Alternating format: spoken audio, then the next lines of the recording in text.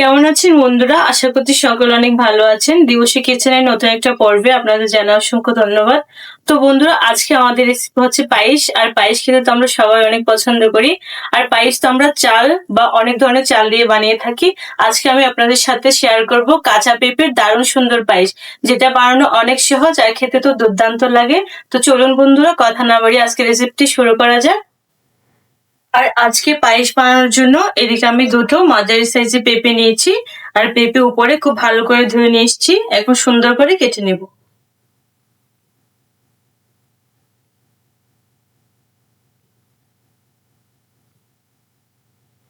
প্রথমেই সামনের অংশ কেটে বাদ দিয়ে দেব। আর পেঁপে থেকে তাড়াতাড়ি কষ ছাড়ানোর জন্য এই সামনের অংশটা দিয়ে খুব ভালো করে এভাবে ঘোরালেই তাড়াতাড়ি কষ বের হয়ে যাবে। দেখুন, চারপাশে সাদা সাদা কষ বের হয়ে যাচ্ছে। এখন মাঝখানে দুভাগ করে এখন এদিকে দুভাগ করে নেব। আর এই ভিতরের বিচুগুলো খুব সুন্দর করে পরিষ্কার করে নেব। পেঁপে থেকে সব বিচি তো পরিষ্কার করে নিয়েছি। এখন পেঁপের খোসাগুলো একটা পিলারের সাহায্যে খুব সুন্দর করে ছাড়িয়ে নেব।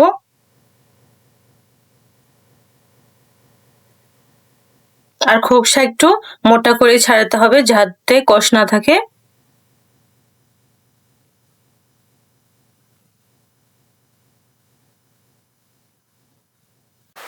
এভাবে দুটো পেঁপে খোসা খুব সুন্দর করে ছাড়িয়ে নিয়েছি।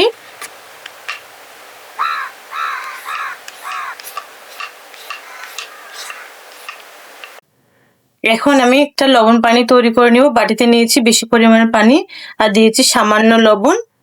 আর এই লবণ পানিতে পেঁপেগুলো অনেকক্ষণ ভিজিয়ে রাখলে পেঁপের কষ ছাড়বে আর পেঁপের একটা আষ্টে গন্ধ থাকবে, ওটাও কমে যাবে।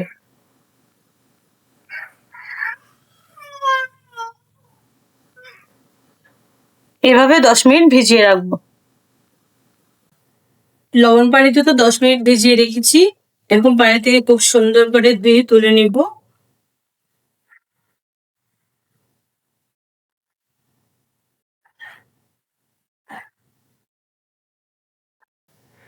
আর পেঁপেগুলো পানি থেকে ধোয়ার পর দেখুন কতটা ফ্রেশ লাগছে।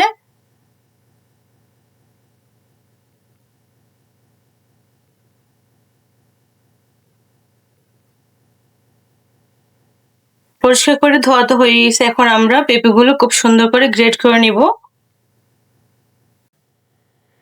পেঁপেগুলো গ্রেট করার জন্য এদিকে আমি একটা বড় থালা নিয়েছি আর নিয়েছি একটা গ্রেটার। আর এভাবে করে সুন্দর করে পাতলা পাতলা করে গ্রেট করে নিব। হাতের কাছে আপনাদের গ্রেটার না থাকলে ছুরি বা বটি দিয়েও এই কাজটা খুব সুন্দর করে নিতে পারেন।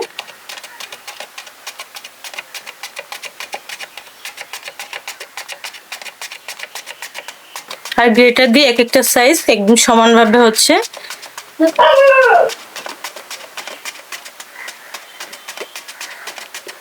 আর এই পর্যায়ে আমাদের সব পেঁপে গ্রেট করা হয়ে গেছে আর দেখতে তো দারুণ সুন্দর লাগছে।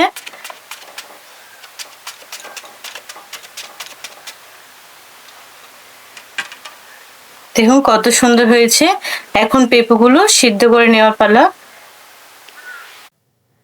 পেঁপেগুলো সিদ্ধ করার জন্য আমি একটা বড় পাত্র নিয়েছি আর দিয়ে দিব পরিমাণ মতো পানি।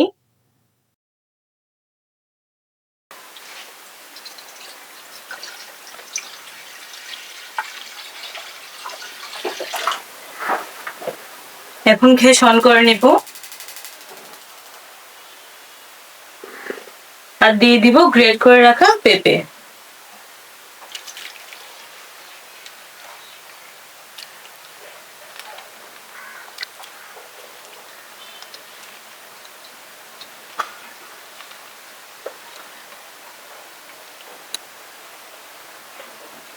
আর পেঁপেগুলো 4 থেকে 5 মিনিট একটু সিদ্ধ করে নেব, খুব বেশি না। আর পায়েসে দেওয়ার জন্য এদিকে আমি কিছু ড্রাই ফ্রুট রেখেছি। এখানে আছে কিশমিশ, কাঠবাদাম, সাথে আছে খেজুর। আপনারা আপনাদের পছন্দ অনুযায়ী এখানে ফ্রুট দিতে পারেন। আর এখন আমি ফ্রুটগুলো তো ছুরি দিয়ে ছোট ছোট করে কেটে নেব।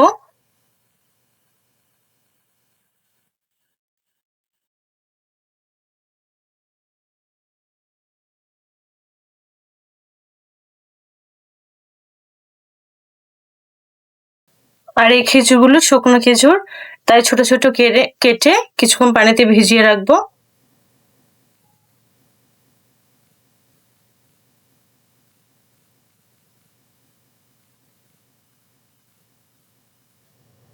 খেজুর তো ছোট ছোট করে কেটে নিয়েছি, একটা ট্রেতে নিয়ে নেব।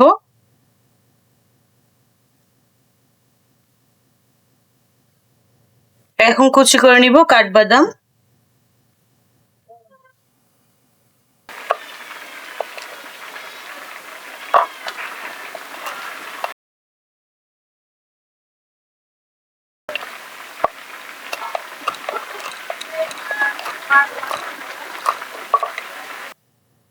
কাঠবাদামও কাটা হয়ে গেছে, এখন একটা থালায় সুন্দর করে নিয়ে নেব।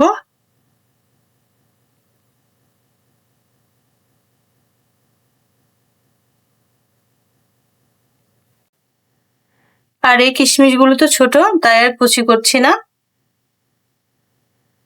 এদিকে আমাদের ড্রাই ফ্রুটস রেডি হয়ে গেল। এখন এদিকে আমাদের পেঁপেও অনেকটা সিদ্ধ হয়ে গেছে। দেখুন পেঁপে অনেকটা সিদ্ধ হয়ে গেছে, আর কালারটা তো চেঞ্জ হয়ে আসছে। আর একটু সিদ্ধ করে নেব। এই পর্যায়ে আমাদের পেঁপে খুব ভালো করে সিদ্ধ হয়ে গেছে। দেখুন এখন একটা ছাঁকনিতে খুব সুন্দর করে পানি সরিয়ে নেব।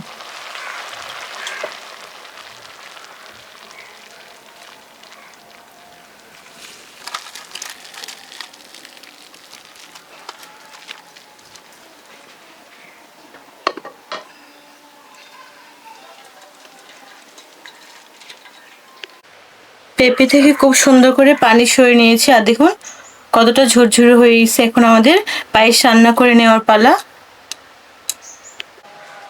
একটা হাঁড়িতে দিয়েছি 1 লিটার তরল দুধ।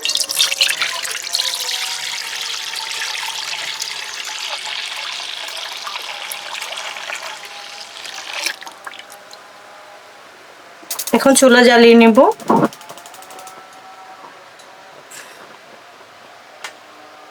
এখন কিছু দিব না, দুধ হালকা গরম হয়ে আসলেই পেঁপে দিয়ে দিব। দুধ গরম হয়ে গেছে, এখন দিয়ে দিব কয়েকটা চেরা এলাচ ফ্লেভারের জন্য, সাথে দিয়েছি তেজপাতা। আর পায়েস গাঢ় করার জন্য দিয়েছি 2 চামচ চালের গুঁড়ো।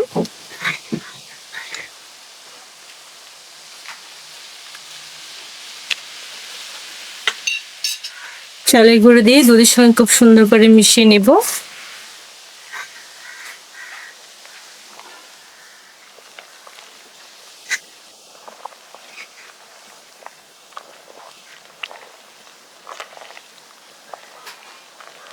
চালের গুঁড়ো দিয়ে তো 2 মিনিট ফুটিয়ে নিয়েছি। এখন দিয়ে দিব সিদ্ধ করে রাখা পেঁপে।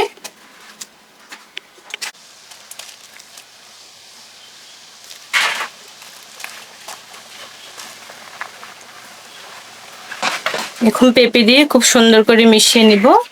আর এ পর্যায়ে চুলার আঁচটা কমিয়ে রাখতে হবে। পেঁপে তো আগে থেকে সিদ্ধ করা আছে, পায়েস রান্না করতে খুব বেশি সময় লাগবে না।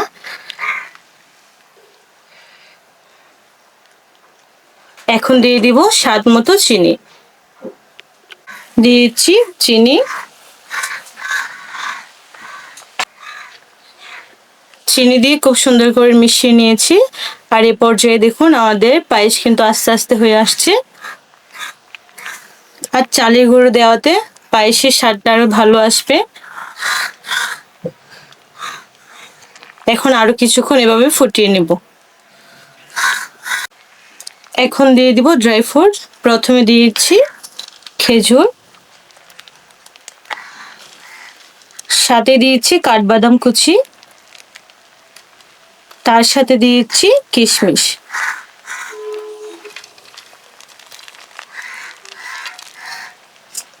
এবার সবকিছু আবারও মিশিয়ে নিব। আর এভাবে আস্তে আস্তে করে পেঁপের সাথে সবকিছু খুব সুন্দর করে ফুটিয়ে নিব।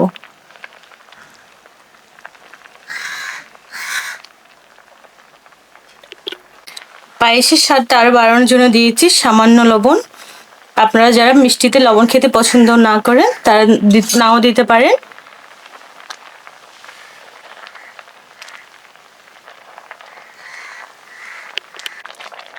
এই পর্যায়ে আমাদের পায়েস রান্না হয়ে গেছে আর দেখতে তো অনেক সুন্দর লাগছে।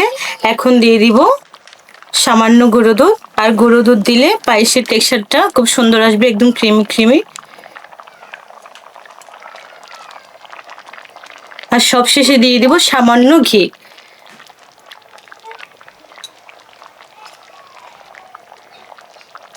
দিয়েছি 1 চামচ ঘি। ঘি দিয়ে এবার পায়েসের সাথে খুব সুন্দর করে মিশিয়ে নিব। তো বন্ধুরা আমাদের পায়েস রান্না হয়ে গেছে, এখন নামিয়ে নিব। আর পায়েস ঠান্ডা হলে তারপর আপনাদের পরিবেশন করে দেখাবো। পায়েস একদম ঠান্ডা হয়ে গেছে, এখন একটা বাটিতে পরিবেশন করে নিচ্ছি।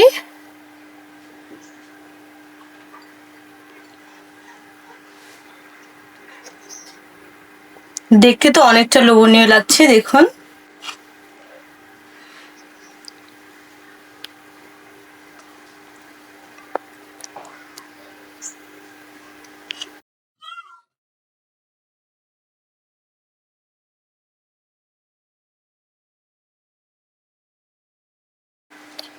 বাটিতে খুব সুন্দর করে তো নিয়েছি, এখন দেখতে আরো সুন্দর লাগার জন্য দিয়েছি সামান্য কাঠবাদাম কুচি।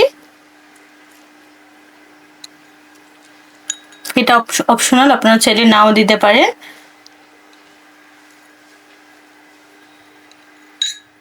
তার সাথে দিয়ে দিব কয়েকটা কিশমিশ। দেখুন দেখতে কতটা সুন্দর লাগছে।